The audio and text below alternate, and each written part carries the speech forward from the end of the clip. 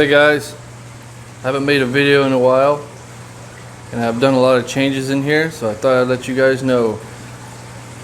Let's see, let's start with, look at this bare tank. So as these fish are getting bigger, all my viejas, I started to have a little bit of problem. I knew I was going to run into it. Even though this is 350 gallons, these fish are big, and with all the decorations it looked awesome, but they were claiming too many territories, there were too many fights, and I had to take all the decorations out. Let's see how messy it is. I just did it. So all the mold that was from all the wood is floating around mixed with poop. But now it kind of looks like a fish store. I don't really like it, but until I build my big one, this is just, it's gonna have to be how it is. They don't fight like this. There's too much going on. There's no territories they can claim. Maybe claim one corner or something, but there's no like landmarks. Like look, the only rock in there, the black belt cleared out next to it. He's gonna claim that rock. I suck at taking everything out, but this is how it'll have to be until I build my other one. I've got a spot ready for it. I just have to, we ended up getting a puppy, so take it to the vet. It's kind of expensive, so I had to put the new tank on hold for a while. But the fish are getting huge. I can actually see the catfish now.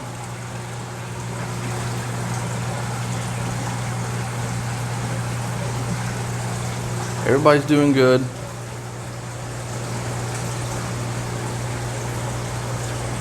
As you can see, Finn is in here. My other Campha died, and I know exactly what killed him. So I had a little fish, I think it was a bluegill that I've had for a while, but it was real little. It got stuck in my 200 and died. So instead of tossing it, normally if it's a little fish like that, man, it's just free food. So I put it in here, but as I was handling that bluegill, I could feel it was super spiny, the bones, and when I threw it in, the Campha that I had swam over real fast and just sucked it right in. Well, I know he cut himself on the inside and it got infected because his mouth was kind of swollen until he couldn't eat. He eventually died, which sucks. So I put Finn in here instead of his 75, and he's doing okay. He really don't know what to make of it. At first he was swimming around, but there's so much going on. I mean, who's he gonna pick on? That guy? Nope, because then this guy breaks the line of sight. It's just, there's so much going on. They started to get nicks. A lot of them started to get nicks and dinged up at night. And it was from claiming territories. And then when they try to swim off, they bang into the wood or something because it was so crowded, even though it looked nice in there. My Argentina has a spot on his head on top. The catfish is all banged up, so it'll just have to stay looking like a fish store for now. My Synodontis back there, I guess that's his little area. But yeah, it looks like crap because I just did it. It'd be easier to keep clean,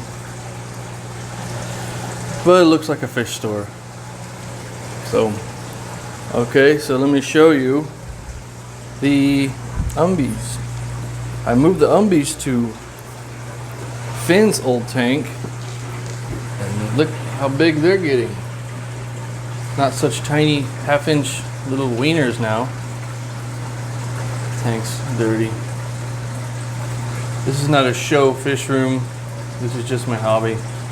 I just bring you along. But they're getting pretty big. They're eating pellets now, and tons of live or frozen food because they're carnivorous fish. This is the biggest one. Come on, move out of the way. I just have some severums growing out in here. I know they'll eventually destroy the severums, but The Severums were bigger than them, and when I put the Severums in, they came out a little more. They used to just hide. Now look at them, they're just fine.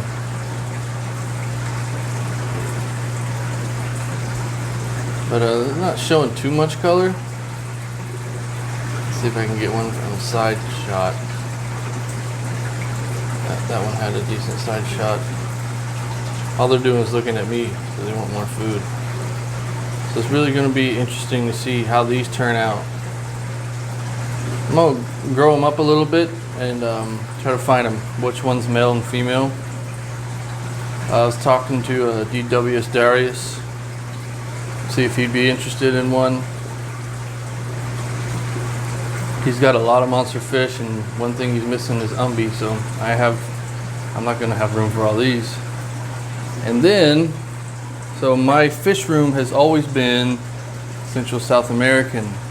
So I decided to, not that I've never had Africans, I decided to just do an African tank. And there's one species of African that I really like, and that is, these are in the quarantine tank,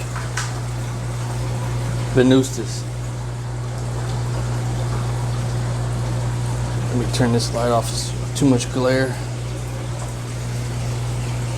There we go. Venustus. I got 10 little babies. I have super hard water here in Pennsylvania, and I think these guys will do very well in it. And then I can use my rock that I used to have for my salt water. And they're doing fine. Of course, I never have health problems with Africans. I used to have a lot of Africans back in the day, and I don't know, they're really cool fish. They just don't have the personality like the South Americans. Now let's see what else. Turn the light back on. This is just another quarantine tank that I keep my Bisher in. That is clay and